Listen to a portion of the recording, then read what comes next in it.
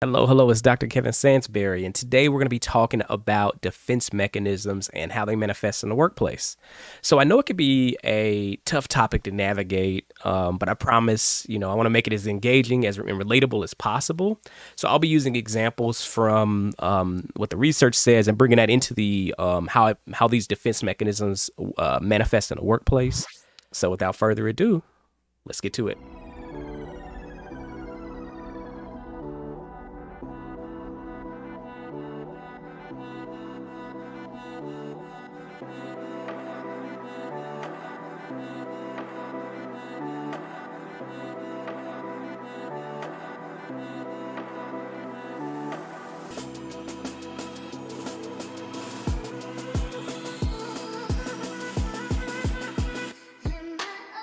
Welcome back to the Toxic Leadership Podcast. I'm Dr. Kevin Sansberry.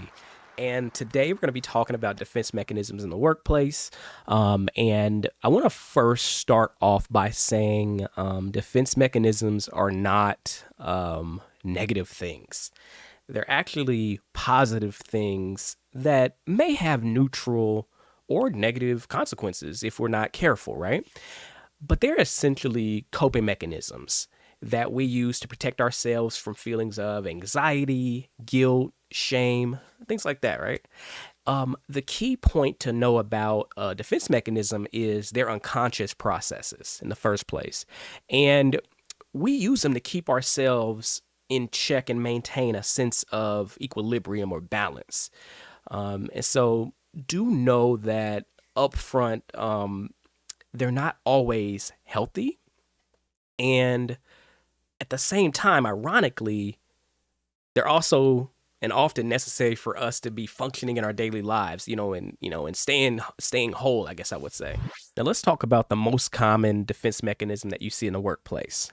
Can you guess what it is? It's denial, right? So denial is when someone refuses to acknowledge or accept a reality that's staring them right in the face. For example, imagine a manager has been told that their department is underperforming, but they refuse to accept that there's a problem and they blame it on external factors. This is a classic example of denial. The next common defense mechanism is repression. And repression is when someone pushes a traumatic or unpleasant memory out of their conscious mind. So I see repression a lot as it relates to toxic workplaces and employees.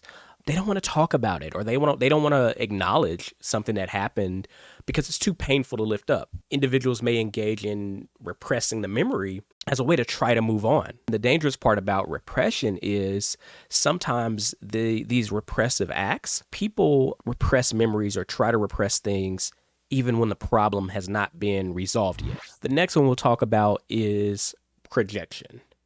And this is when someone attributes their own feelings, thoughts, and motives to someone else. And so this could be something like, imagine, you are a supervisor at work and you're angry and stressed about the market, the economy, and the impact that it's having on production. And instead of acknowledging the anger that you're experiencing related to that, you instead take it out on employees and say, "Oh, you're not working hard enough," and I'm stressed, and you called in sick yesterday. So your emotions that are related to one thing is applied to another. So another defense mechanism that manifests is rationalization, and this is when someone justifies their behavior or their decision with a seemingly logical explanation, even if it's not true. So let's say an employee got caught stealing out of a cash register at their job, and they might justify their actions by saying, they needed the money and people don't understand their financial situation. Logically, I guess you could make that argument, but it's still stealing and breaking company policy and the law and things like that, right? And finally, we'll talk about a defense mechanism called sublimation. And sublimation is when someone channels their negative emotions into a positive or productive outlet. And that could be somebody who is stressed at work might channel that stress into a workout routine or a creative hobby. So now that you have an idea of some example defense mechanisms, let's have a deeper conversation. Like I said before, defense mechanisms are not necessarily nefarious or evil or bad, right? You want to really look at, how are my defense mechanisms helping me? Further, how are they hindering me? And how are they negatively impacting others? And so something like sublimation, like we talked about, channeling my negative energy into something positive, that might not necessarily be a bad thing. However, let's imagine, you started doing that to avoid having a tough conversation.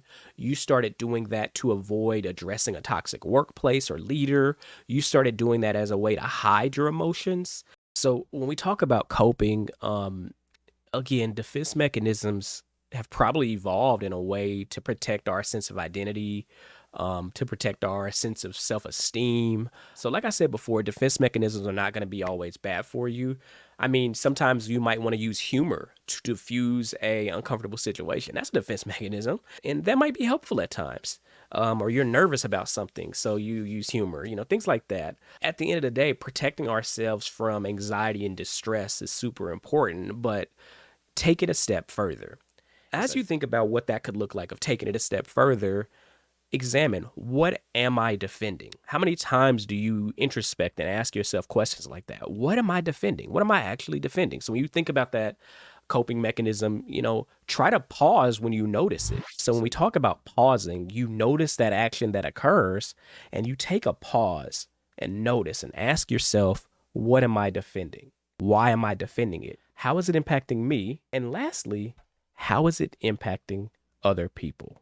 So it's really important for us to get to know ourselves and explore these patterns that may not be helpful for us, because these defense mechanisms have an impact on our perception of the world, but also our relationships with other people. So my question is, what patterns do you walk around with related to defense mechanisms, and what could you do about it?